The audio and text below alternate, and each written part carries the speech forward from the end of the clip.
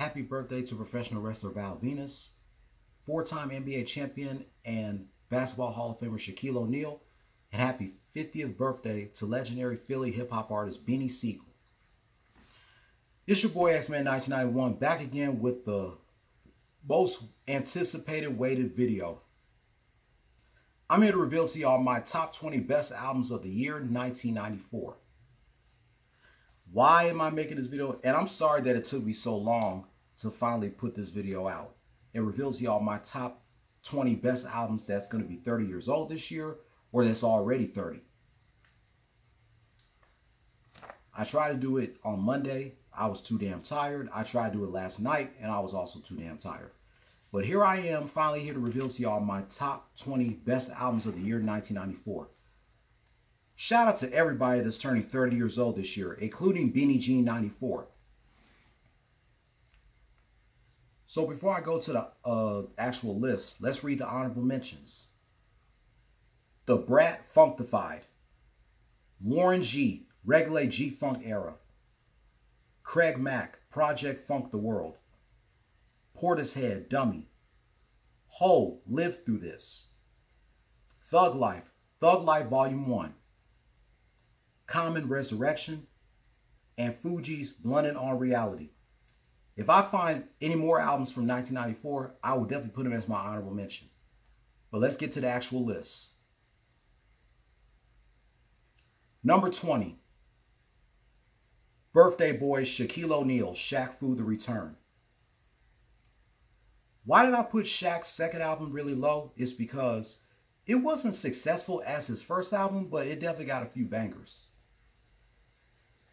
I feel like his second album, Shaq Fu The Return, is his most slept on album.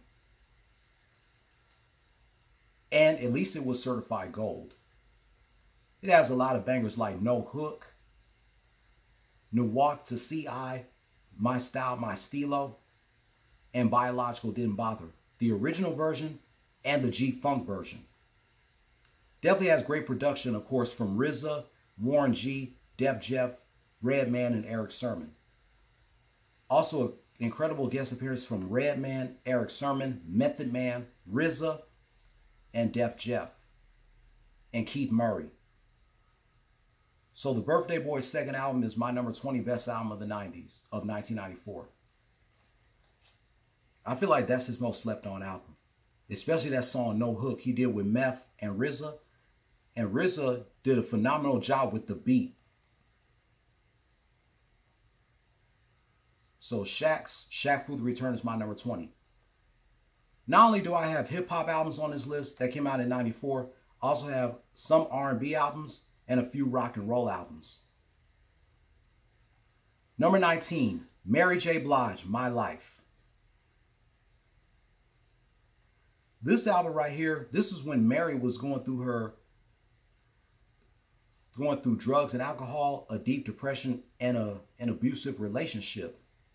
This has a lot of few bangers. Share My World, Be Happy, her remake of I'm Going Down, My Life. It has a lot of bangers on this album.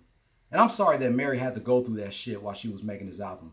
Depression, drugs and alcohol, and an abusive relationship. I'm glad I got this album in my list.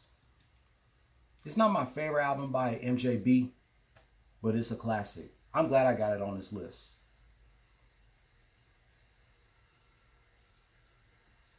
So that's number 19, MJB, My Life. Number 18, my first rock and roll album on this list, 9 Inch Nails, The Downward Spiral. This album will be 30 years old this Friday. I had to put it on this list because Pitchfork had no right putting this album too damn low in their top 150 best albums of the 90s list. At number 40, you could have put it higher than that. Dev has a lot of bangers like March of the Pigs, Piggy, Mr. Self-Destruct, Hershey, Closer, The Becoming. Definitely has a lot of bangers on this album. This album will be 30 years old this Friday. It's definitely one of my favorite rock and roll albums of 94. I have like 4 rock and roll albums that came out in 94 on this list. This is the first one. Number 17 is the second one. My second rock and roll album on this list. Bikini Kill, the CD version of the first two records.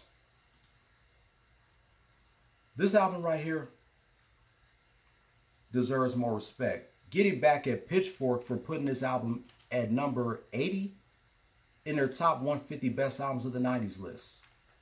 I don't know why would y'all put it so low. This was also a complication album of their first two albums. That's one of the reasons why I had to put it on here. Even though it's not actually one of their studio albums, it's a complication album, but it's still a classic. Bikini Kill, the CD version of the first two records. That's nice that I have it on this list. Number 16, Digable Planets, Blowout Comb. To be honest, I haven't heard any more from Digable Planets after their first album, but Blowout Comb is the shit though. I actually like this album. This came out a week after Benny G 94 was born. And to get back at Pitchfork for putting this at 105 in their top 150 best albums of the 90s list. I haven't listened to this album in a long time. I definitely need to go back and listen to it because it's a badass album. Even though their first album is much better, this album was the shit too. Blowout Comb by Digable Planets. Now we get to my top 15. Jeff Buckley, Grace. This is my third rock and roll album from 94 that's on my list. This will be 30 years old in the summer. And this was Jeff Buckley's only album that he came out with. He pretty much died while he was working on his second album. It's sad that he's not going to be here to celebrate 30 years of this album because he's no longer with us. On the 10th anniversary of this album, they released a deluxe version of this album on its 10th anniversary. I wonder what they're going to do for the 30th anniversary of this album. I'm not sure if they did something to celebrate 20 years of this album in 2013. But let's see if they come up with something to celebrate 30 years of this album on August 30th. Rest in peace to Jeff Buckley. This is my top 15. Jeff Buckley, Grace. 14, Aaliyah, Age Ain't Nothing But a Number. I had to put this album on here. This is the second R&B album from the 1994 that's in my list. Of course, this album was written and produced by Robert Kelly. It has a lot of bangers like Age Ain't Nothing But a Number, Back and Forth, and At Your Best You Are Loved. Her first album under the now defunct Jive Records. This will be 30 years old on May 15th. It's sad Aaliyah is not going to be here to celebrate 30 years of this album because she's no longer with us. Even though it's not my favorite Aaliyah album, One in a Million is my favorite. But I like Age Ain't Nothing But a Number too. Despite that Robert Kelly wrote and produced this album, I like Age Ain't Nothing But a Number. Rest in peace to Aaliyah. Number 13, Boyz II Men 2. Another classic R&B album that's on this list. My best albums of 1994. And payback for bitch-ass Pitchfork for putting this at number 142 in their top 150 best albums of the 90s list. That's a classic by Boyz II Men. Y'all put it way too damn low. That's why I put it in my top 15 and my top 20 best albums of the 90s in 1994 list. And my dad has this album, Boyz II Men 2. This album will also be 30 years old on August 30th.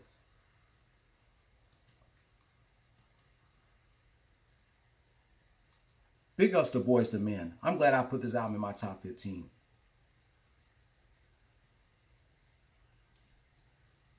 Number 12, Jamie Foxx, Peep This.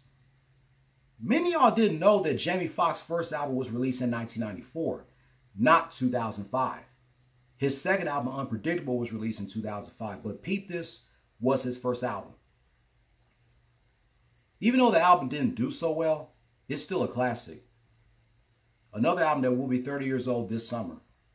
Peep This and Experiment are the only songs I know from this album. We all know the song Experiment because of that scene on Home Alone 3 where Alex was changing the channel on Mrs. Hess's TV. That's where we know that song Experiment from. That scene on Home Alone 3. And the music video. The music video was very creative by Jamie Foxx. Experiment. This is my favorite song off of his Peep This album. I believe this came out before or after In Living Color ended. So remember, Jamie Foxx's first album came out in 1994, not 2005. I'm glad I have it on here. Peep This by Jamie Foxx.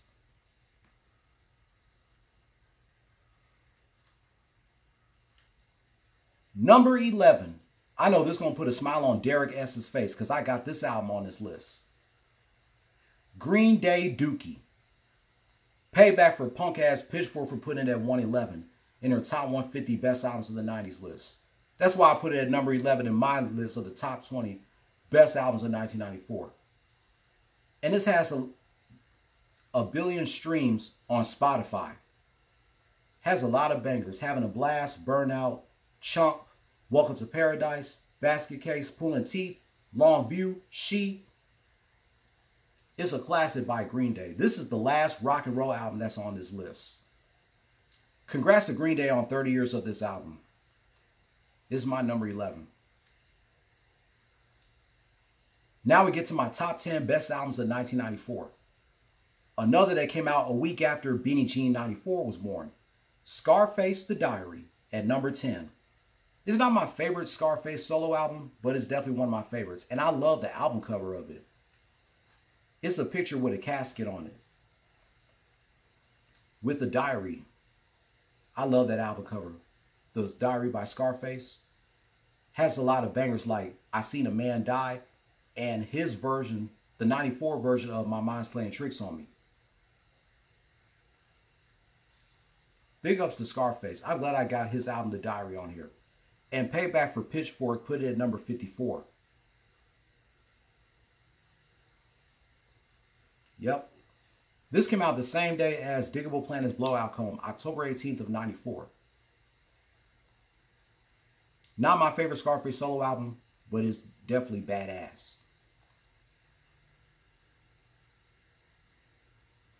Number 9, Pete Rock and CL Smooth, The Main Ingredient. I gotta put Pete Rock and CL Smooth's second and final album on this list. I prefer Mecca and the Soul Brother over this, but The Main Ingredient was the shit though. Even though I like Mecca and the Soul Brother better. All the tracks were produced by both Pete Rock and CL Smooth, and Pete Rock did do some rapping on this album, even though he mainly produced the whole album. Another album that will be 30 years old this fall in November. So I definitely had to put their album on this list. The Main Ingredient by Pete Rock and CL Smooth.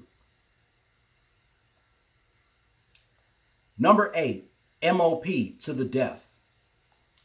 This will be 30 years old next month on my sister's 31st birthday, April 5th. No surprise that M.O.P. released their first album on my sister's birthday, April 5th of 94. And of course, we know Kurt Cobain died that same day. It has my all-time favorite song, How About Some Hardcore. That song came out a year before this album came out. It's on the House Party 3 soundtrack. I had to put M.O.P.'s debut album on here because I feel like it doesn't get no love at all. Let alone, I had to put it in my top 10. Since it came out on my sister's birthday when she was 1 year old. Shout out to Billy Danes and Lil Fame. This album will be 30 next month. I can't wait to celebrate it. Number 7. Outkast. Southern Playlist Cadillac Music. Both Big Boi and Andre 3 Stacks were in their late teens when they released this album. Big Boi was already 19 and Andre 3000 was 18 going on 19. Definitely has a lot of bangers like Players Ball, Southern Playlist Cadillac Music, and Get Up, Get Out, and Get Something. I had to put Outkast's first album on this list, let alone in my top 10. It will be 30 years old on April 26th, the same day of Super Smash Bros. 25th anniversary. And it's also my 25th anniversary of becoming a fan of The Rock, April 26th. And this album, Southern Playlist Cadillac Music, will be 30 years old on that same day.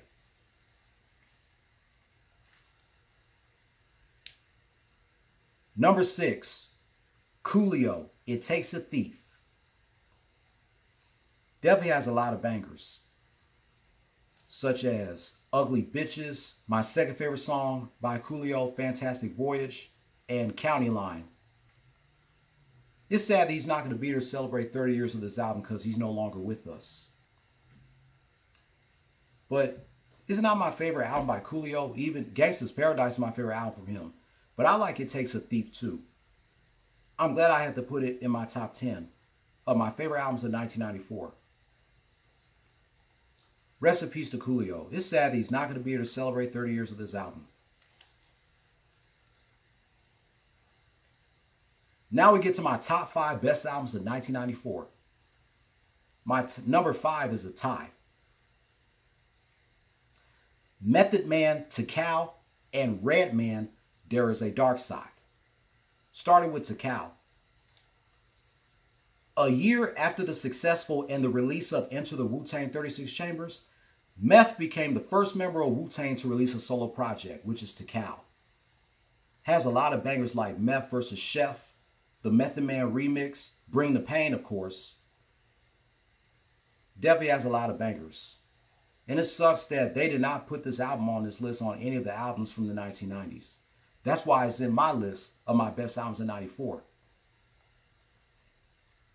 Meth became the first member of Wu-Tang to release a solo project, which is this.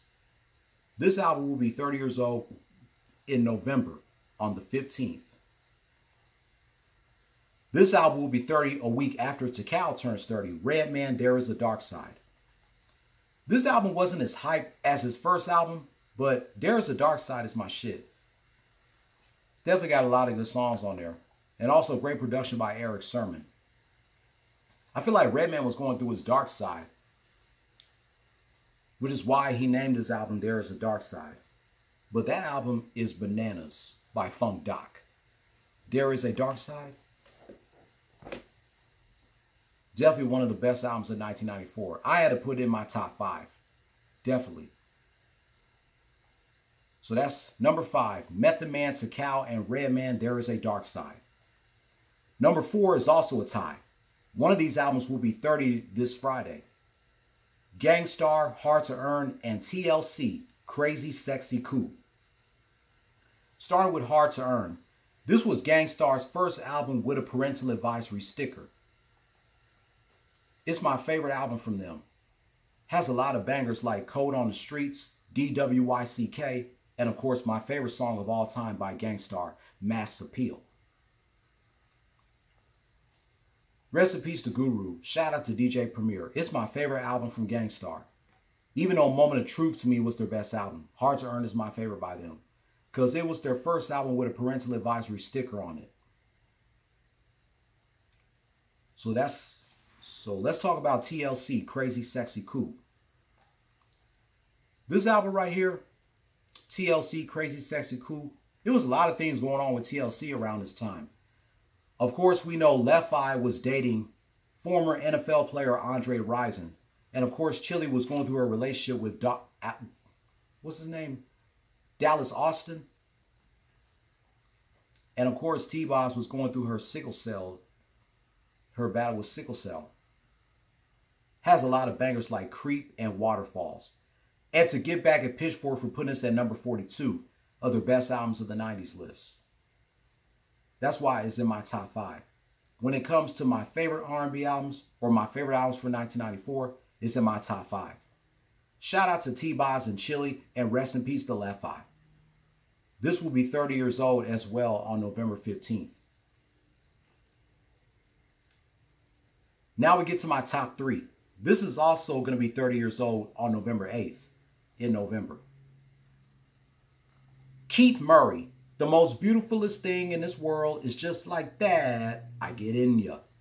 Of course that has to be in my top 3. The Most Beautifulest Thing in This World by Keith Murray. Because none of these lists that I read to y'all did not put this album in any of their best albums of all time lists.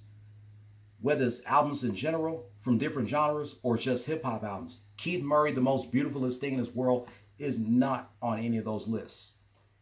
And this was his only album that was certified. It was certified gold. All his other albums did not get certified. This was his only certified album. Definitely has a few bangers like The Most Beautifulest Thing in This World and Get Lifted. This album deserves more respect. That's why I put it in my top 3. It's a classic by Keith Murray. Let me know, which is Keith Murray's best album from the 90s? This one, The Most Beautifulest Thing in This World, his second album, Enigma, or his third album, It's a Beautiful Thing? I gotta say, The Most Beautifulest Thing in This World is his best album of the 90s. That's why it's in my top 3. I think y'all should know which albums are in my top 2 from 1994. Biggie, Ready to Die. Of course, that has to be my number 2. That has to be my number 2. The first hip-hop album under Bad Boy Records. One of the best albums of the 90s decade. And one of the best hip-hop albums of all time. Biggie, Ready to Die. Definitely has a lot of bangers like Warning, Juicy, Things Done Change, Machine Gun Funk, Give Me the Loot, Everyday Struggle, Suicidal Thoughts, Friend of Mine, Unbelievable, Respect, Me and My Bitch, The What featuring Method Man, Big Papa, Ready to Die, One More Chance. It has a lot of bangers. It's a top 5 album easily. This will be 30 years old the day after Party of 5 will be 30 in September. I had to put this as my number 2. This is another album that my dad still has to this day. Biggie, Ready to Die. It deserved to be my number 2. Rest in peace, Big. It's sad that he's not going to be here to celebrate 30 years of this album because he's no longer with us. Biggie was only 22 years old when he released his album. Only 22.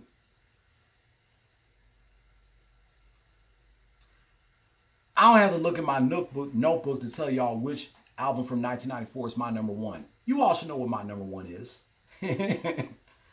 Y'all should know what my number 1 is. Nas, Illmatic.